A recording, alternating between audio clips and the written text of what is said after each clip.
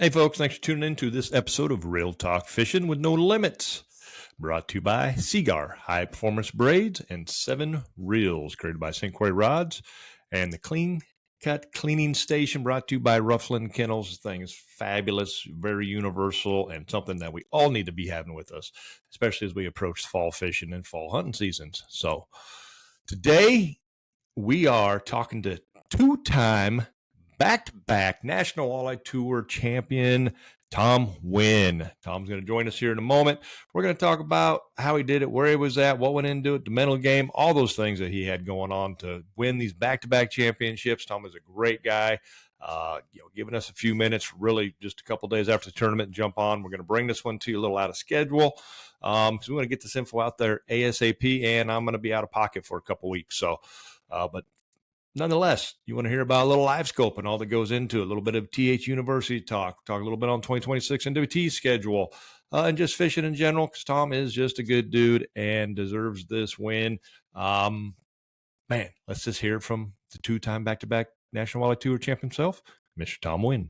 Hey, folks, thanks for tuning in to another episode of Real Talk Fishing with No Limits. Today, we are very fortunate and blessed to be joined by, not once, but twice, two-time back-to-back National Walleye Tour champion, Mr. Tom Huynh. Congrats, Tom. Big win. You're just taking it in right now, I imagine, huh? Yeah, it's crazy. I mean, it was just a year ago to the date that I had the other one, but it's still like surreal. Like it doesn't matter. I think a person could do this 10 times and still just be overcome with emotions, and just from the the following, your family, friends, everything like that. It's just, and to just come out on top again, and with this kind of competition, it'll never get old. I mean, when it does, I'll just be done, but Yep.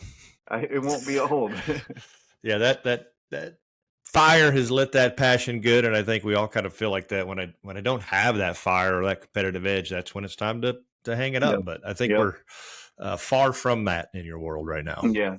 Yeah. 10's a good goal, right? You maybe shoot for 8 more of them. So. Well, every tournament I go, I want to try to win, but like I said, I don't ever go into a tournament thinking I'm going to win this thing. Like after the tournament, Chase and Chemos, Corey were there, and they're like, "So what are we doing after?" I'm like, "I'm hitting the road." They're like, "What?" I'm like, "Okay, what do you guys want to do?" Because like the Airbnb is gone. Right. We checked out of that. You guys live over an hour away, whatever direction. And Chase was like, "Oh, just come back to my house." I'm like, "Dude, I'm not just partying with you. All right. So we'll do something at the beginning of next season." But yeah, I mean, and then that you're obviously on Green Bay, which if anybody has never fished it, it's not, fishery's awesome. Got a lot of big fish in it. Some of the best, the strongest, hardest fighting fish, most beautiful colored fish. But that place is a challenge. It is. It's when people, I get this question a lot at tournament meetings or just at the ramp from other anglers, like, are you on them? Are you crushing them? Or, whatever.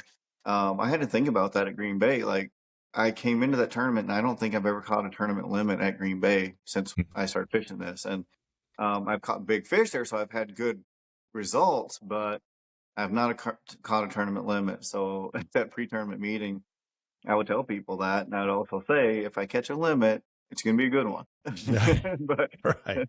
there was only 3 days, I think, 3 days in practice where I actually did catch over a limit. Otherwise, a couple of days I had one fish. So, but yeah, you're right. It's a tough fishery. Doesn't matter if it's in June when you got all those alewives, that we have to deal with, or any other time of year. I mean, you can't let your bait get too close to the bottom in most places. I mean, it's just full of gobies. Those walleyes are big for a reason, because it's just full of forage. So whatever your skill or experience level is as an angler, you deserve a fishing reel that contributes to your success and satisfaction on the water and never detracts from it.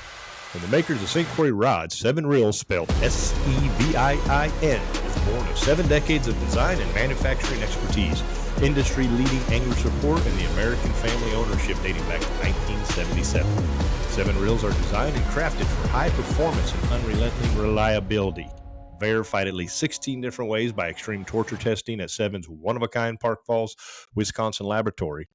Seviin reels are also proven on the water by the most demanding professional guides and tournament anglers. So by the time a Seviin reaches your hands, it's ready for anything you throw at it. Guaranteed by the best and easiest warranty in the industry. Disappointment happens, but there should never come as a result of your reel. Seviin reels are tested, proven, and guaranteed to be the most reliable on the planet. Check out the entire lineup at seviinreels.com.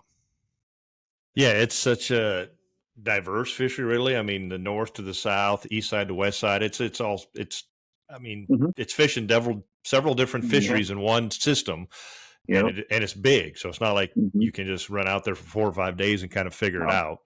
No. And you get a little No. wind and weather, and that place can change drastically, which And it you did. found out, right? Yeah. For sure. Well, I knew going into it, obviously, in the second day was a blow day, but you just mentioned it. You got Chase Parsons, Tommy Kemos, and Corey Springle on you're kind of working together as a team. Mm-hmm. I'm sitting back and I'm talking to my buddy Randy Hummel. Like I said, McQuaid and Isaac, they know this place really good. They know what this thing's going to do. I said, but Tom's got an A+ team that knows his body of water. Mm-hmm. Yeah. And I was like, I know they're sending him, helping him out here every which way he can. Yeah. A couple of the guys didn't make the championship this year. It's been a tough season for them, though. They're going to come around, though. They're going to come back strong next year. But like my confidence there, Corey, he had a tough tournament there at the championship, but I give him the credit as far as our team goes for this one because he kept me pretty level-headed because I was kind of just thinking I need to run 30 miles here. I need to run 50 miles here. I need to go check the spots where I've caught big fish in the past. And he he didn't tell me ever not to. He just said, I just don't see with the conditions that are predicted, I don't see that water maintaining itself. So Right. I literally just focus around the whole entire island area, so I'm talking maybe a 15-mile north to west by 8-mile east to west, east to west, north to south range, and they for the whole practice. And I'm glad I did it because he was right. Like I heard from some other anglers, like the rumor says that Isaac ran way north on day one, and the water temps had changed so much he didn't have any fish, so he had to scramble. If I would have done that, my scrambling would have been bad news because I don't know it like Isaac does, Right. So I'm glad that I stayed in that area and dialed that area in where it stayed the most stable with that big blow. Yeah, and nobody really knows that a lot better than Sprinkle, who has cut his teeth there and won a lot of money, and especially that area you're talking about. He spends a lot of time there. It's unbelievable. I would send him a picture of a waypoint on my screen, right? Like, okay, I found a fish here, or here's a couple fish here in the weeds, but it's but they're not that big. I would send him pictures of my actual graph, and all he needed to do was look at the literal contours, and he'd be like, "Oh, that's here," and I'm like, "What? Like how? Like how do you know?" Like it's unbelievable to me, like how he knows that place. And but yeah, I owe a lot of thanks to him for keeping me. I am pretty calm when it comes to fishing, staying on the water, but he helped me focus where I needed to focus. Corey's very calm, level-headed. It's always good to have one of those guys. When you got a Parsons and Kemos, it's like I always say with Randy and I, it's level-headed and calm, and not so calm over here on this guy. Yeah. So it's a good balance. So that is awesome. And I mean, as like Isaac had said that when he was on stage, that he knew wind blew, I'm just going here, abandon everything, I'm going over here, and it worked out good. But just like you, Kahi said, I don't know, but he was with Isaac, and Isaac said, just go here. And he was like, all right, I'll do it, man. And finished third. So there's a lot to say about and probably I would imagine some of your columnists, I watched your video earlier.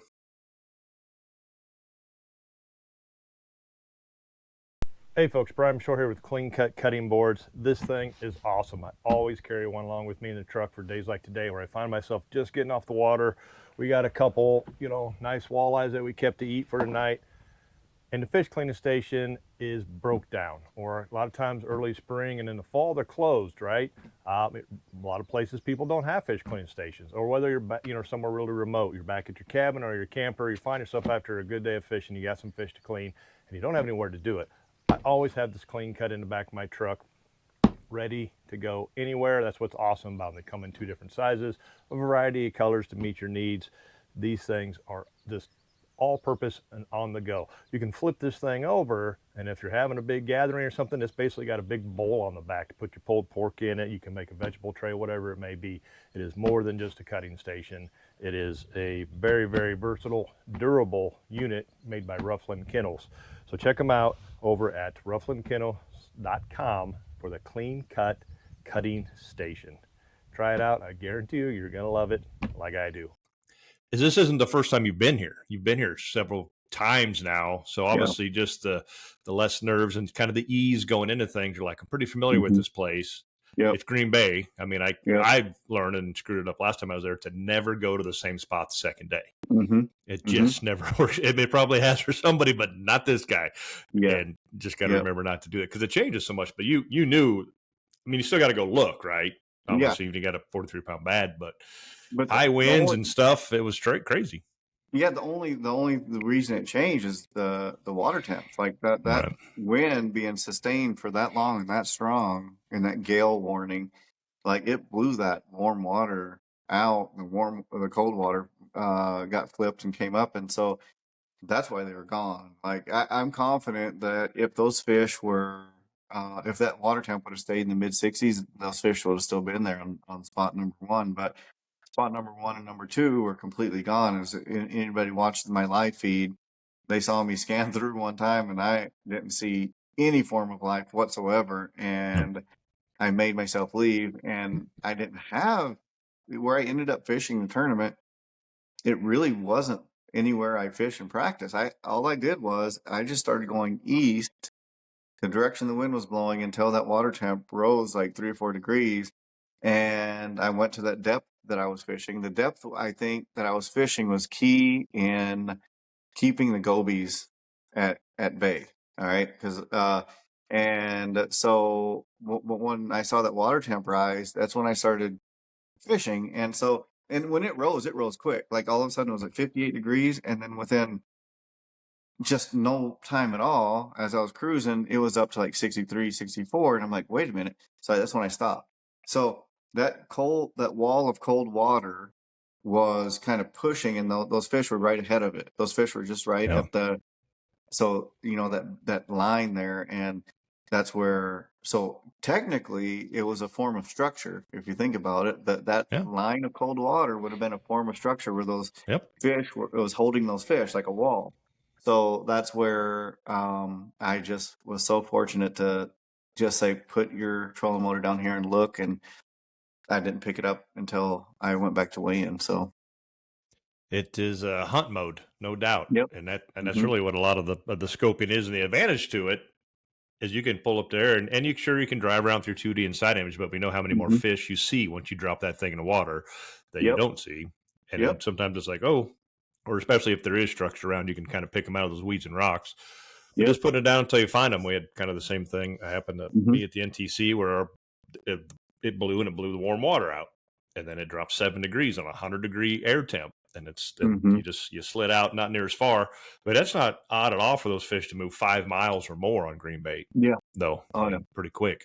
And I've said it to a few people, is we got to do more than just look at that screen and the little pretty pictures in the jig. We got to look at the numbers. And identify those water tips. I think a lot of people get tunnel vision and don't look at this side of it, or look up and look at the water clarity aspect of it. 100%. Because those electronics don't lie, right? You looked at your screen and there's no fish. There's no fish. And you did it perfect. I watched your live stream until it dropped for a little bit, and I'm like, oh man, don't waste a cast. You didn't waste a cast. You didn't want to throw a crawler off. It was, there's no fish. Let's get out of here. Yep. Yep. I had that same crawler on for about 3 hours. Let me drop it over the side just to get it a little wet here a little bit. Yeah. You can see the coangler in the back running your other scope, kind of Yep. like, yeah, there's nothing here. I wonder what this guy's going to do, you know? Hey, And, I'll you tell you did. though, on day one though, my co-angler at the dash there was extremely key in having that 43 pounds, because in an area like Green Bay is pretty unique, because in certain areas, if you see a fish, it's a big fish. So you don't have to Right. worry about size discrimination. So not all of Green Bay is like that, but in this Yeah. area I was very thankful I found these little spots. Unbelievable, really. But I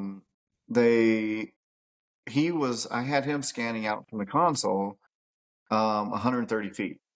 And I have my range set at 100, because at 100, I'm not getting any jumpiness on my live scope. So that's where, a tip for anybody watching this, like, I'm very comfortable at 100. The processing works perfectly well at 100.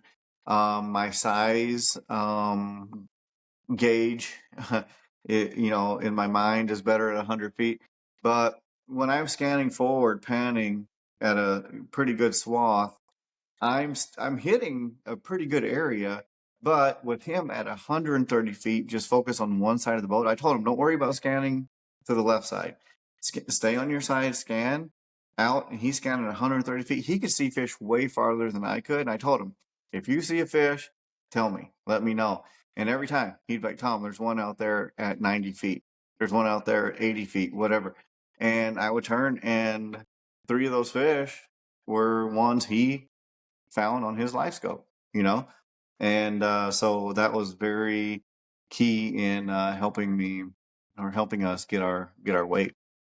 And what a great and effective and efficient way to utilize that coangler. Oh yeah.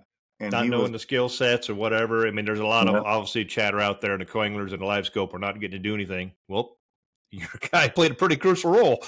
Find a role for him, and when I first met him at the rules meeting, the first thing he said was, I'm a student, so I was like, oh, that's just awesome. And so but for him to gauge size and stuff, he's been learning that at the university and everything, so he's like learning those things. But for him to not be, like, I have to, catch this fish. He understood that there was a championship to win for both of us, and his what he did was extremely valuable. Like, we wouldn't have done that without him being able to help me from the back. It was awesome.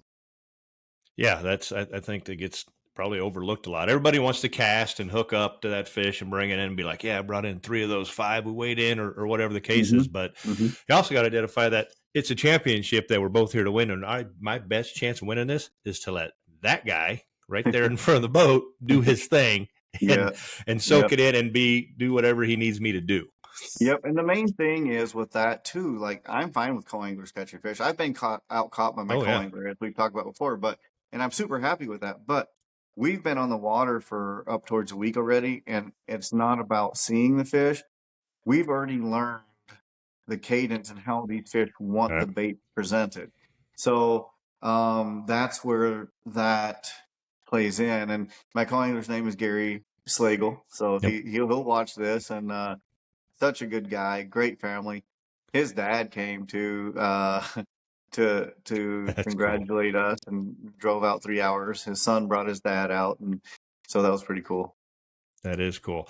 I watched your video a little earlier. You got a little emotional. I don't think I 100% get it, and it's awesome. We all have a story when there's a backstory, from where you come from, and Tom, the nail salon guy, and all these things, and I love it. And seeing that vulnerability, it's perfectly cool. I think you said, I'm sorry to be a crybaby or a sissy, or I don't know what you called yourself, something, but you're not at all. You're a human, and I would be the same. And these aren't easy. These don't come easy. These are some of the best guys. Dewey wins Angler of the Year again. I mean, these guys are freaking good and you've been up there with them, you know, back-to-back championships and just winning any tournament in general. I mean, hell, Yeah. a top 10, I think we all leave pretty happy, you know. For So sure. Yeah. it No, good I on get it. you. And What I go actually ahead. redid that video. So I made that video as a recap, and then toward the end, I got emotional, and then I redid it because I was like, I'm not putting that in there. Then I posted the wrong one. I posted the original one, and I'm like, all right, that's Let it fine. go. I'm It's leaving meant to it, be. but It's meant to be. it's all It right. it's 100% all right. I remember Shakira doing it on stage when he won once. You know, and other guys that you know they've won enough. Dewey's have done it. Dewey did it with his AOI this year as well, right? Get 100%. emotional. Yeah, I You and don't know how you couldn't. I exactly. We're human, man. It's not $300,000 Bassmaster Classic winnings, and it's a boat that you got to distribute or keep, or in your case, sell it. And you know, and it's not even about the money. That's Yeah. nice. I mean, Yep. Uncle Sam's going to get his cut, and it's Yeah. kind of like, oh, that Yeah. sucks, but you know, that's just the way it is, right? Yeah. That's still Hmm. more than you had going into it that day. But it's just I'm a 2-time back-to-back champ. You know, I'm another NWT championship. I won this. I got this, and Yeah. obviously that has helped you outside of THU. You've leveraged that, but have just blown up on this walleye scene in the Yeah. short time you've been around it, really. Yeah. And that I think that part is what gets to me, or that is hard for me to understand or grasp, is like, I get into that mindset where people we compete against will say, Tom, even before THU, they're like, do you think you're giving away too many secrets? Do you think you're giving away too much? And especially after THU, but Right. then they're like, do you think that people are going to catch up to you? Aren't you worried about that? And it's like, well, that's my goal, because that you guys are going to push me. My competitors are going to push me to get better, because if I'm teaching them or helping them, I'm still going to want to beat them every single time. And then all the students, everybody out there who doesn't fish tournaments, they're eager to learn all the time too. Yep. More things. So that keeps me going. So then after last year, when I won the championship last year, 2024, I had one of the top pros who was concerned with me giving away so much, that said, early on, he said, are you afraid you're giving away too much? He came up to me and he's like, I guess you're fine. And then this year, again, same guy came up and he's like, okay, I see that you're still getting better, that you're pushing he Yep. understood the Gets it. value of the education, because it pushes all of us, not just, Yep. you know what I mean? So that's the thing I think that's the most humbling, or the most that I'm trying to grasp mentally, is the fact that yes, the train is still on the tracks, and I'm still going to want to go out next year and do it again. And So everybody is catching up. I mean, we're seeing a little yeah. evolution of Hmm. everybody's kind of accepted it and went, Yep. this is how we're going to have to fish to Yep. compete. And I love it. It's a blast when Yep. it works. Yep. When, Yeah. right? Yeah. It But almost it's, didn't work for me on day two, but but it's not easy. It's no, challenging. It's no. frustrating to sell. Nothing Yep. worse than watching fish look at your bait and not eat I it. know. Oh, Right. so yeah, that's the thing too. Like, I casted it. I should do a percentage sometime. I would take a lot of time to do, but oh my goodness, this week casted it thousands, with literally catching maybe 30, not even 30 fish, maybe Yep. 25 fish total. So It's confidence. I mean, boat control is huge. Mhm, Confidence is, I think, the biggest factor. I think, and you've always had that ahead of a lot of us going with the live mhm. scope stuff, because that's it. When you don't bring trolling rods, you don't have nothing else in your boat but those handful of jigs and these couple rods. You force yourself. You Yep. know, I mean, I Yep. minded my trolling motor right away and said, no, I'm going to force myself to use it this way and not on a pole and Hmm. do any of these things. Not spot Hmm. lock, because you got to learn the boat control. Yep. And if you're using your spot lock and a pole, there's huge disadvantages to that, Yep.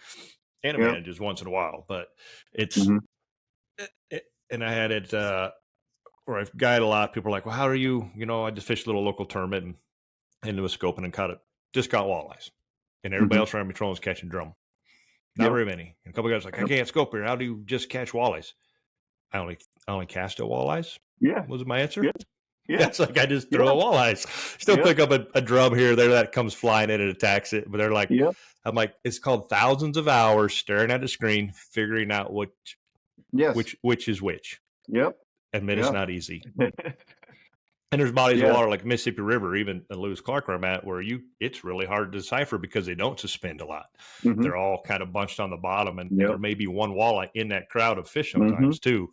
Yep. And then it's just trick of getting him to bite versus everything around it. Yeah. But For sure. it's time, and you clearly have put a lot of time into it. THU has showed that. But Mhm. you brought up something to the walleye world that has been missing since years ago, and that is educating the other anglers. Mhm. You know, how'd you do it? Where'd you do it? What am I catching on? Is always a big secret. Yep. It's not in Tom's boat. He's not hiding the baits in the water. I used a jig and a crawler. Yep. Right? Yep. Jig and a crawler. Yeah, this year though, like on at Lake Sakakawea at the Dakota Walleye Classic, Uh-huh. I didn't catch a single fish on live bait. All of that tournament was won on artificial. Erie, I think most of my fish there were caught on artificial. So it's about the number one, what the fish want. Number two is like expanding on my arsenal, I guess. Like, Nope. so, somebody in a big sponsor meeting, not one of my sponsors, but somebody in one of their big sponsors meeting made a comment to their marketing people about me, saying he's lucky that the NWT still allows live bait. So when I heard that comment through third person, I'm like, all right, I'm gonna. Yep. So this year in tournament, I've actually caught more of my fish on artificial baits than live bait. So I'm just doing that not only to show that I need to, but it doesn't matter. Like, if it's in the rules that you can use live bait, why not use it? Right. But shoot, I love using those artificial baits, and can't wait to show you guys what's coming.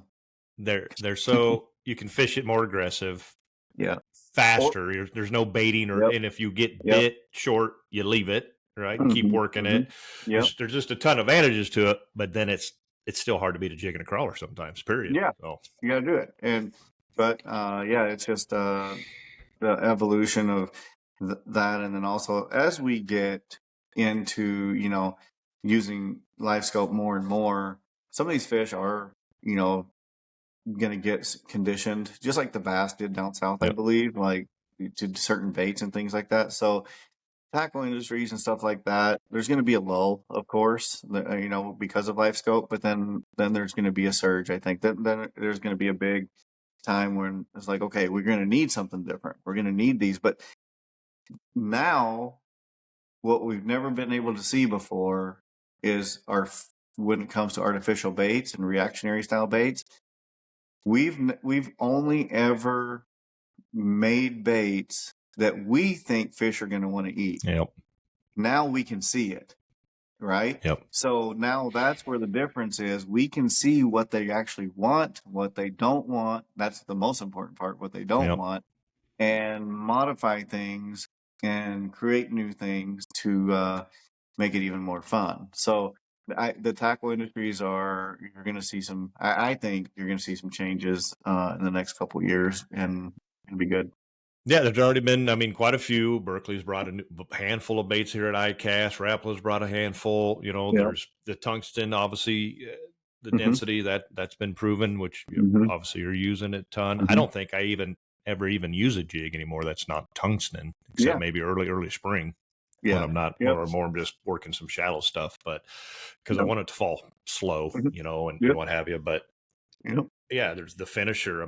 Being able to watch how that fish reacts or doesn't react. Most importantly, you can bring it in and make a little modification. I talked to my buddy John, I fished in NTC with, and he made a modification to his finishers on Lake of the Woods at their Warrior tournament. and that was key. He goes, all of a sudden Okay. Yep. they were Yeah. choking this thing down, Mm-hmm. right? And Mm-hmm. you wouldn't have known those things without the live scope. So it's learning, Yep. right, and 100%. understanding these underwater eyeballs that we have now, which is kind of cool. Yeah, no, it is. I agree.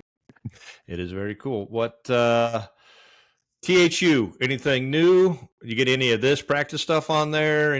What's happening? Where are we at? You got like I have 1,000 rollies by now, I assume, or 20,000. I don't know. But it's good.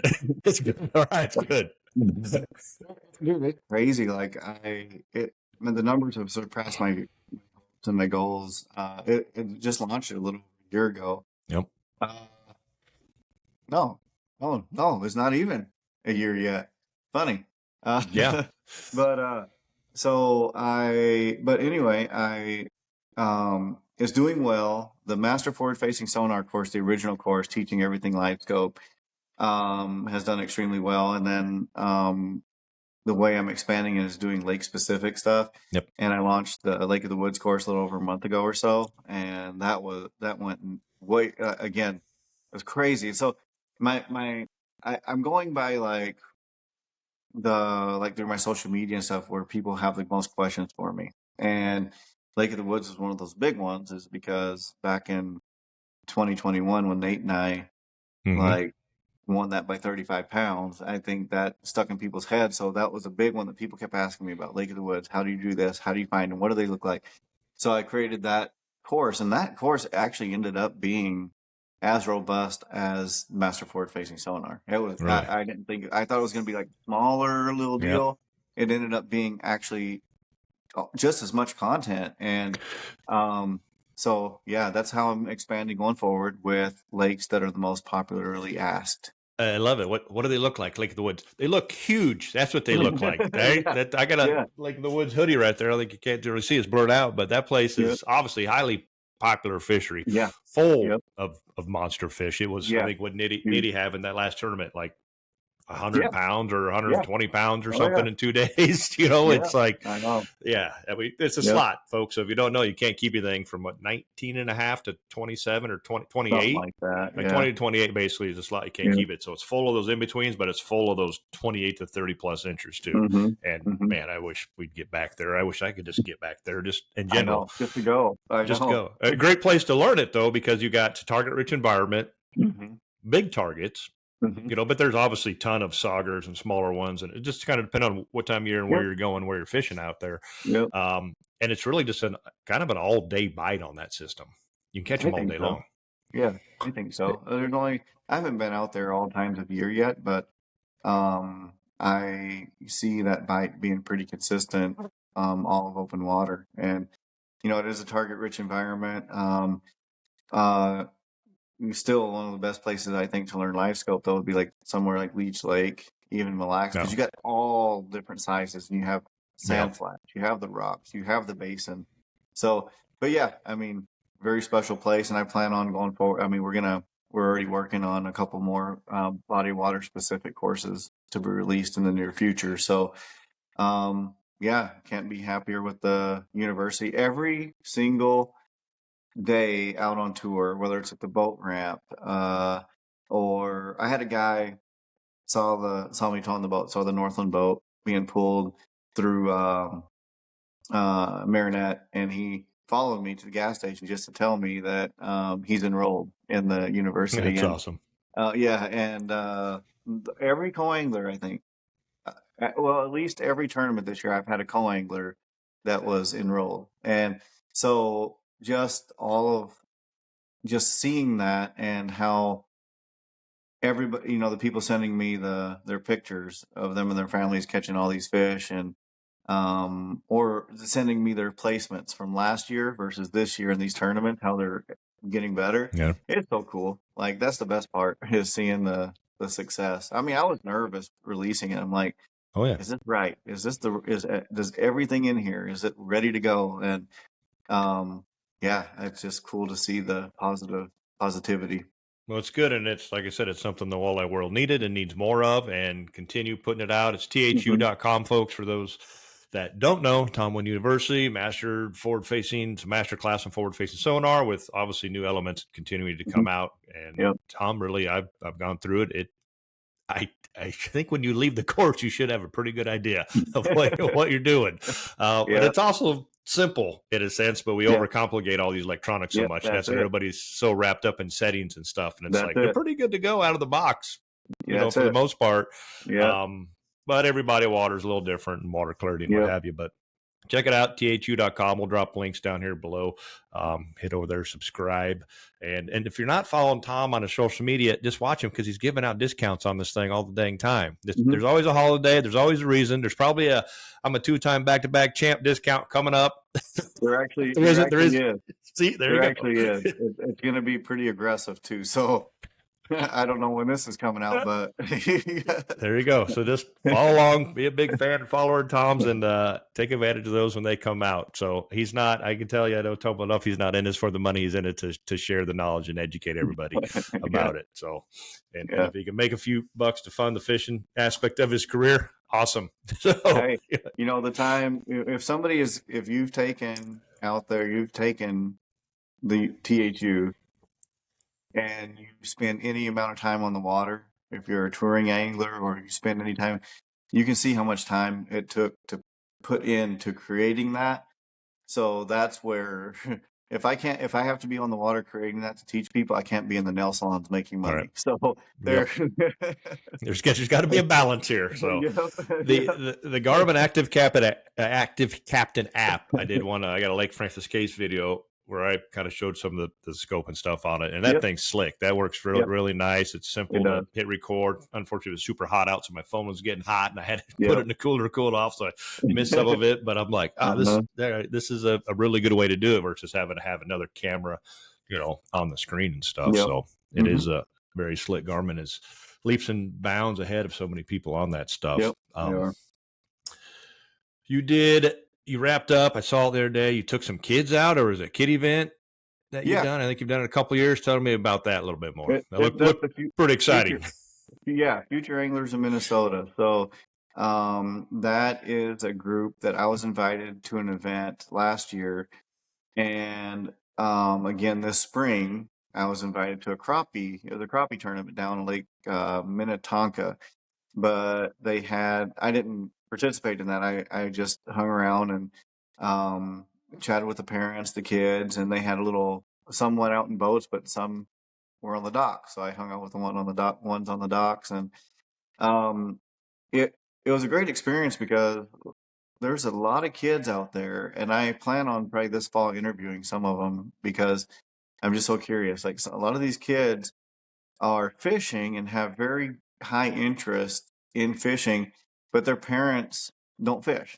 And these kids are ranging between 7 or 8 years old up to 16, 17 years old, and it intrigues me, like why, why fishing for these kids. So I'm gonna kind of dive into that this fall. But what I took from that and what stuck with me is the fact that not only do these kids like to fish, but these parents are actually, they're sacrificing their weekends, their times to run them all over the place to take them somewhere so somebody can take them fishing, Right.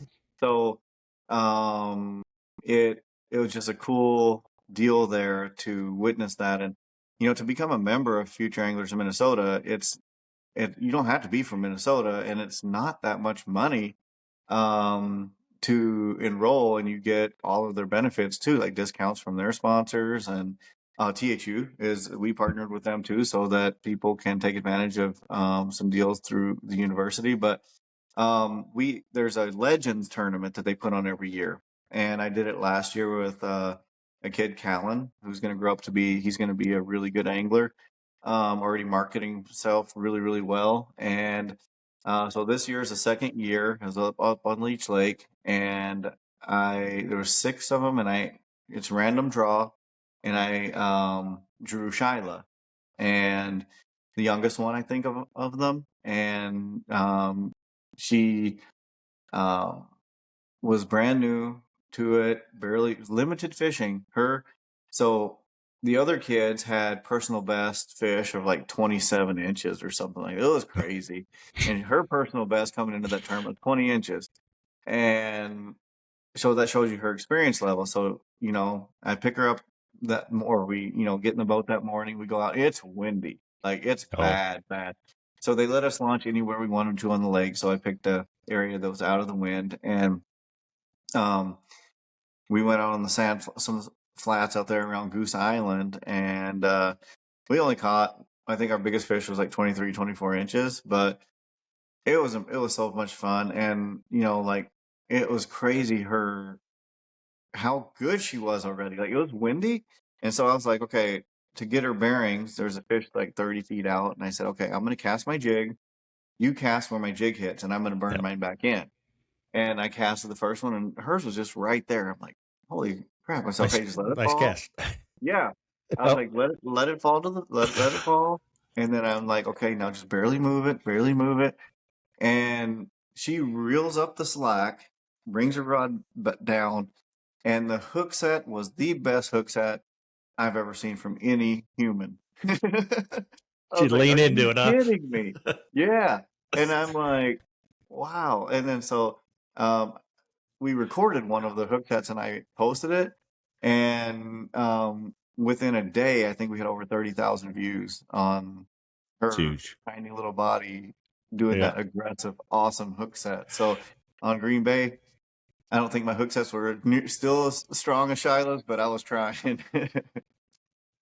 That's awesome. Yeah. Watching kids just do Hmm. that stuff it reminds you why you're doing what you're doing. Yeah. Oh yeah.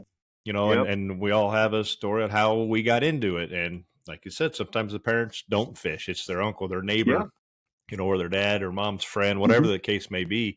And I think a lot of people just forget that they think, the MPA, the future angler, or the Yeah. wildlife forever owns now, youth, all the youth fishing stuff, or just the future angler. It's not just kids.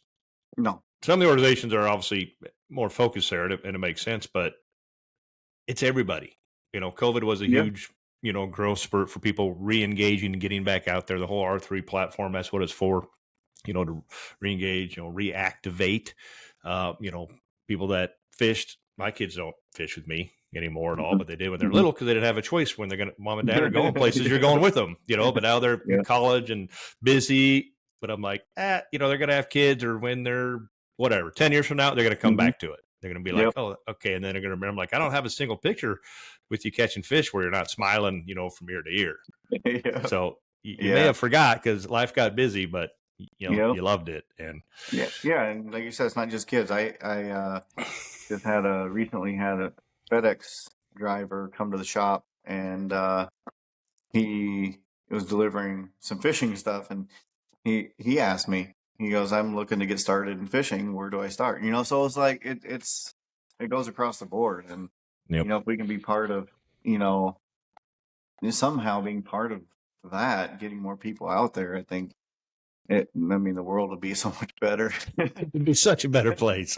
Such a better. I bet that to a friend of mine. She doesn't do TV, nothing.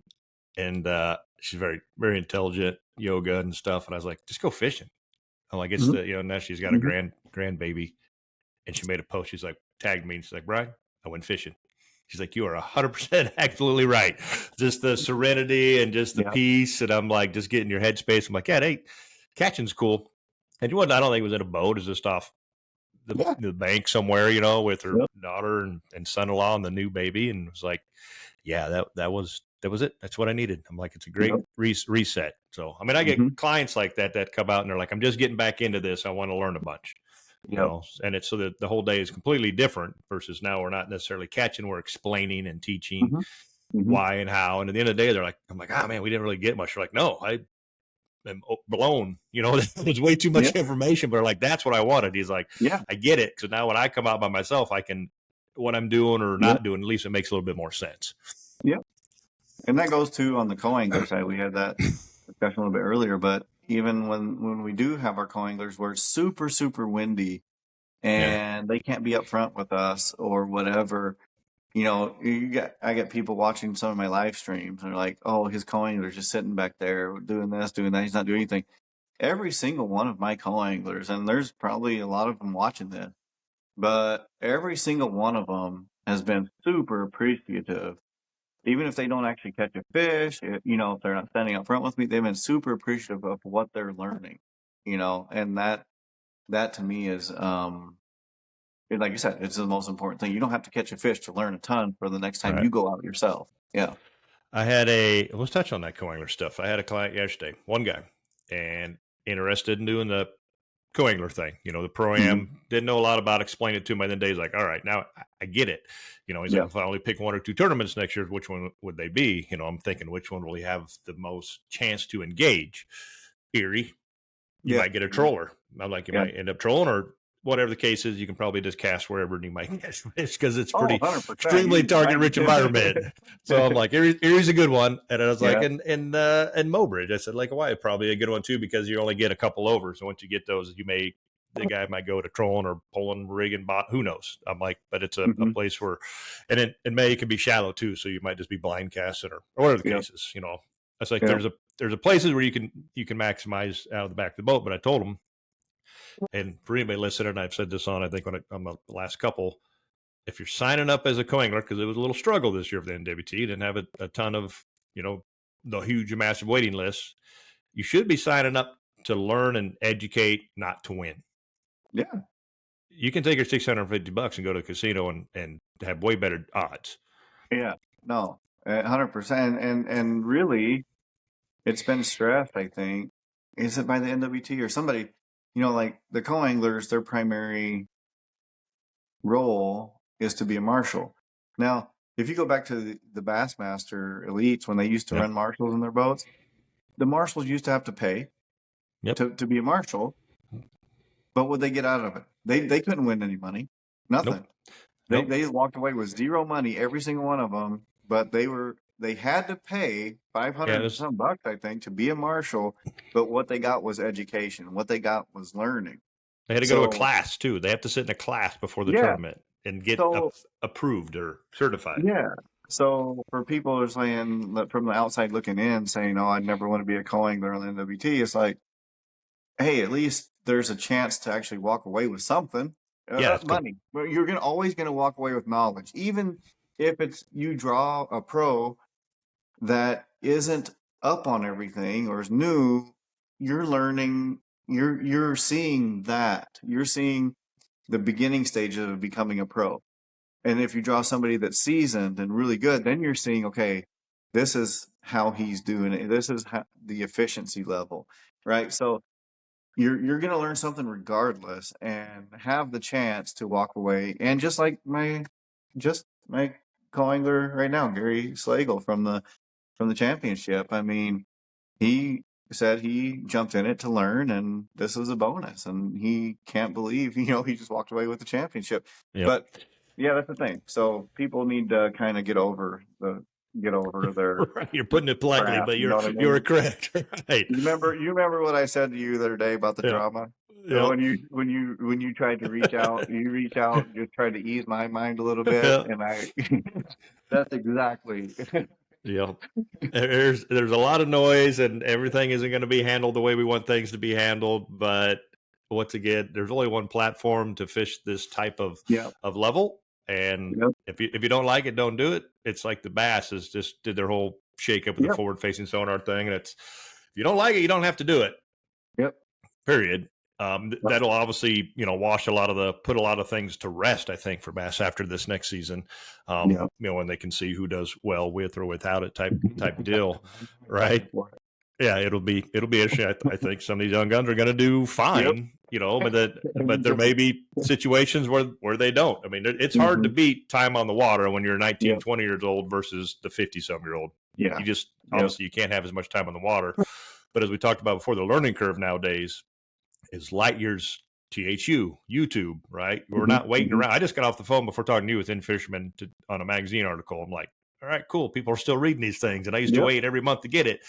I'm like, but I'm going to, whatever I just discussed, I can find all that on YouTube. I got videos of it out right now, and it's, I just set up some photos up for it. And I'm like, you didn't have the 50, the 40, 50, 60-year-old guys fishing this it took 30, 40 years to get to where a guy can get to in 5.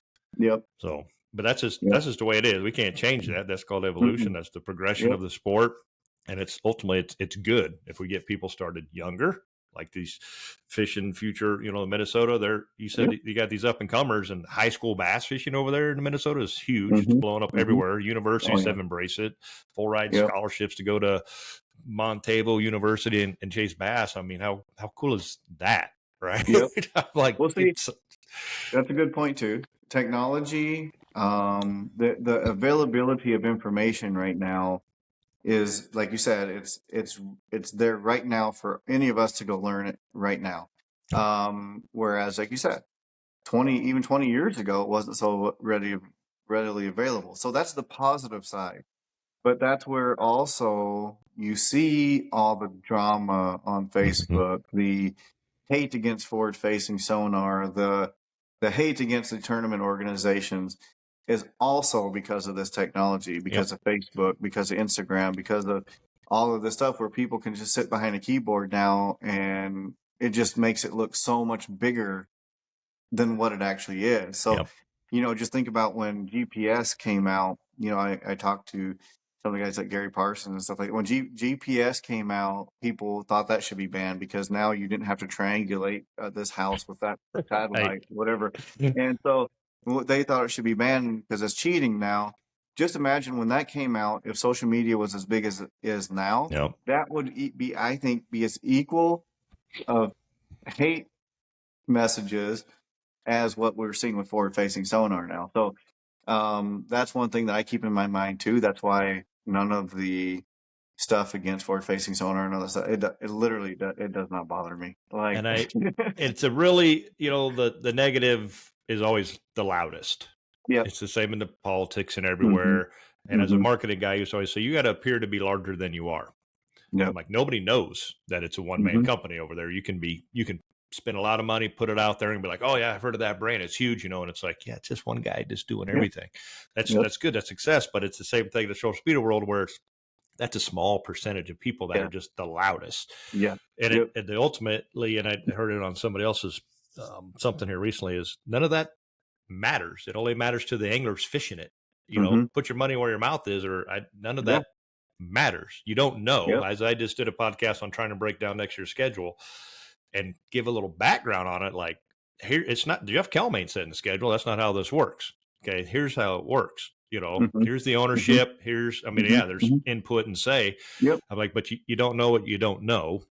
And you don't, I think everybody thinks that all this walleye guys, it's all about sponsorship and money. And, and I'm like, there ain't a lot of sponsorship money going around in the walleye world. And I'm guaranteed we're not Kevin Van Dam's. I mean, sure, there's some, and it's covering some costs and expenses, and I appreciate the hell out of mine, and I know you do yours as well. But these aren't like 6 figures or even tens of thousands of dollars worth of checks getting rented, written. And hopefully, the platform isn't as big as bass, so the ROI on them fishing the tournament world isn't near as big as it is the media you create yourself by doing a live stream, THU, or in my case, a guide, or walleye fishing schools, whatever the case is. There's a lot more value there.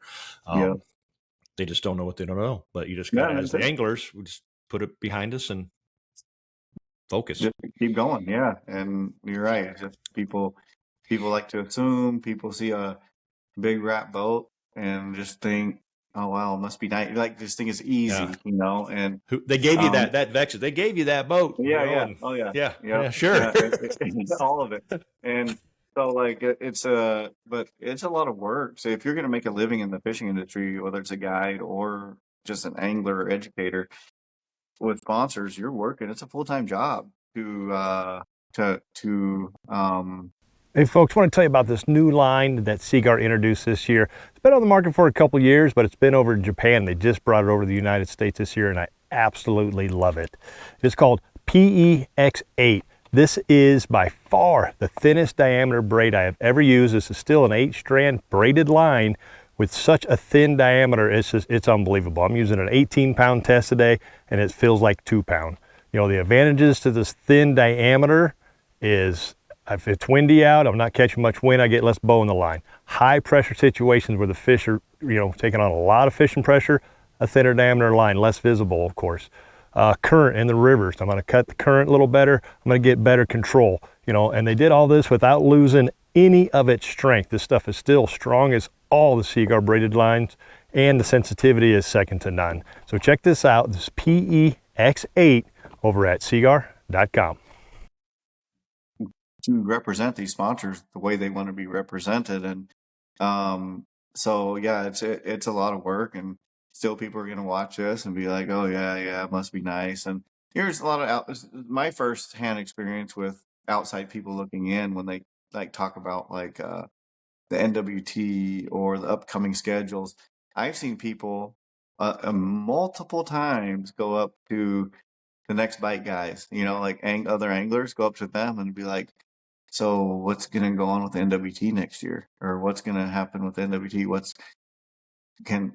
They're like, I don't know, and they don't. What I mean?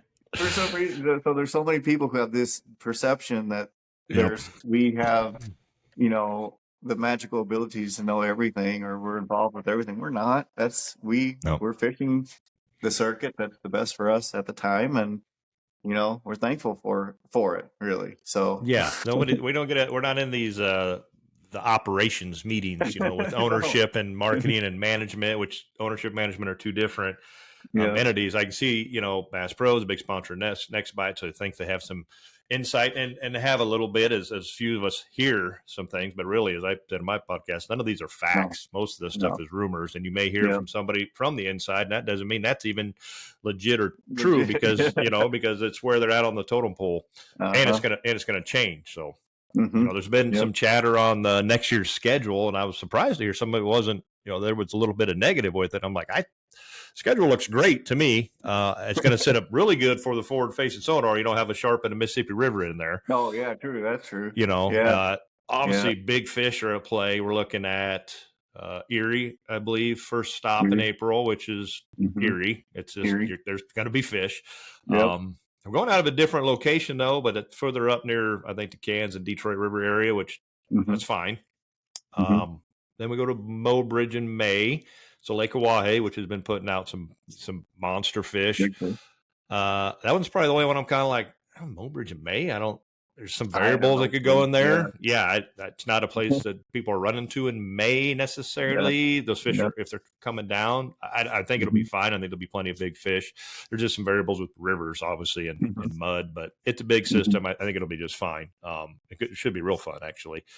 And then what do we go? Bay de Noc, which I've been wanting to go to for years. We keep driving by it. And I'm like, I want to go. There's things, the home of the dinosaurs. I believe you ran up there, didn't you, last year in the Green Bay tournament? Yeah, I think I caught the biggest fish out of that tournament. Yeah, 32 incher.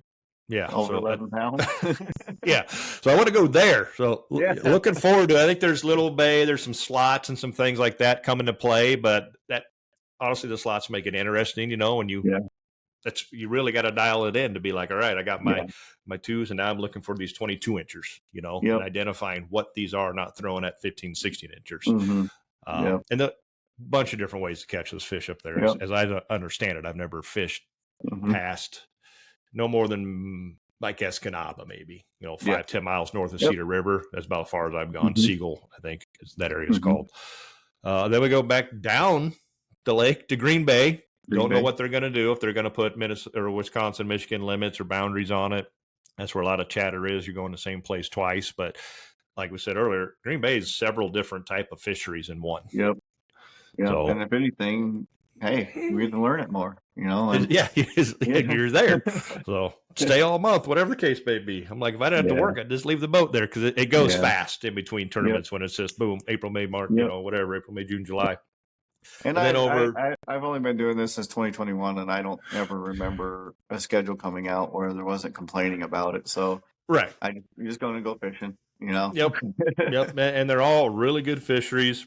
Yep. A lot of big fish. I don't think there's a bad time. So then you go to Green Bay in July, and that should be fine. The alewife thing should be done with June. Got the message to not try to do that again. And then Sakakawea. I think my favorite place. I think it's growing to be one of your favorite fisheries, probably as well. I'm heading there just in a couple of weeks for a tournament. Nice. Phenomenal fishery. You'll be able to catch fish from one end of the lake to the other that end of the year. You won't have to go far, most likely. Nice. You know, Okay. it's going to be awesome. So, you know, do you need to have such a big system for a championship? Nope. But you also No. don't need to utilize the whole system. No. So just because there's Yeah. 190 miles of water doesn't mean you need to travel at all.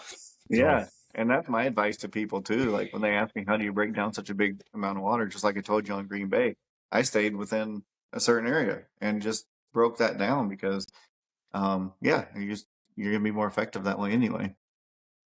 yeah, you only have so many days, you only have so much time. It helps considerably when you got a travel group of people and you got an A team over there, and especially, you know, those guys on that body of water. I mean, I felt horrible for Chase and, you know, and Tommy not making a championship year. I'm like, that is the number one place they wanted to go and needed to go the whole year. I mean, they both done great. The Timos has had some monster bags there and in championships, you know, and had blow days basically kind of blow it up on him as well with the fish not, you know, being there. Oh, it's just a challenge. But like I said, they'll be back in it next year and be swinging and harder. And hopefully the numbers go up. I think the schedule's good. Everybody I've talked to is looking forward to it.